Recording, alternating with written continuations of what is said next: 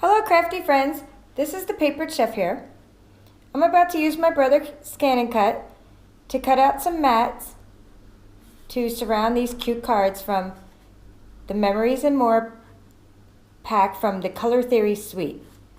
Okay, so I just wanted to go ahead and show you start to finish how I would do that. It's very easy. But we've been cutting out stamped images every time I do a demo of a video. And this time I just want to show you, you can just cut out shapes. I usually am scanning and cutting, but this time I'm just going to cut out shapes, rectangle shapes. So I'm going to pattern, and then I'm going to the shapes. Okay, now this first one is a plain rectangle. I don't need a curvy edge, I just want a plain rectangle. I already know that these measure about almost 4 by almost 3 inches. So I'm going to go ahead and make mine 4.25 by 3.25. And the reason it's going up in proportion is because there is a setting on there that says when you raise one, you're going to raise the other value. I'm turning off that setting because I do want the height to be 4.25, but I want the width to only be 3.25. And actually I could be using my stylus for this so you can see better. You can use your finger or your stylus, and when you hold it down it goes faster. Okay, there you go, 3.25. I'm going to just try to put, a few on this paper because I can. And then I'm just going to say set.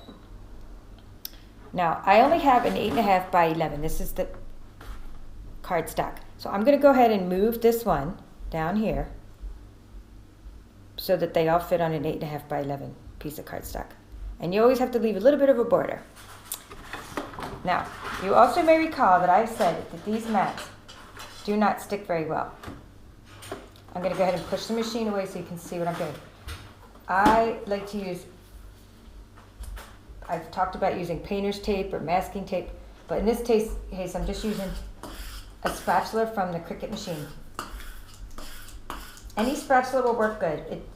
I use this also from the Pampered Chef.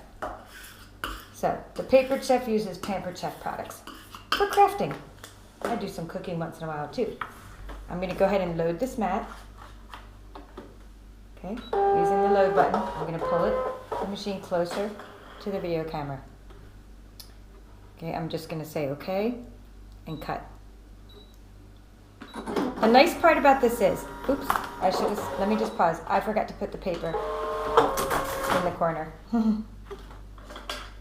I'm so used to putting the paper right in the middle. Just load it up again. No problem. I'm gonna run my scraper as it's cutting. Okay. Just gonna go ahead and cut.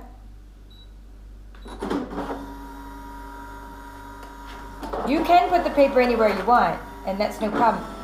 You would just have to then tell the images to cut in that area, and I had already told them to cut toward the upper left, so that's why I shouldn't have moved my paper. And like I said, the mats are not very sticky, so I'm just holding my scraper on there. It sure beats cutting because this is a perfect cut. Way more perfect than I can get it with my paper trimmer.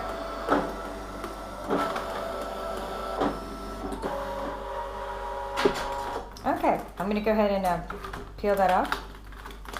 And, well, this one's ready. And I'm just going to show you the final product. Now, look at that nice mat.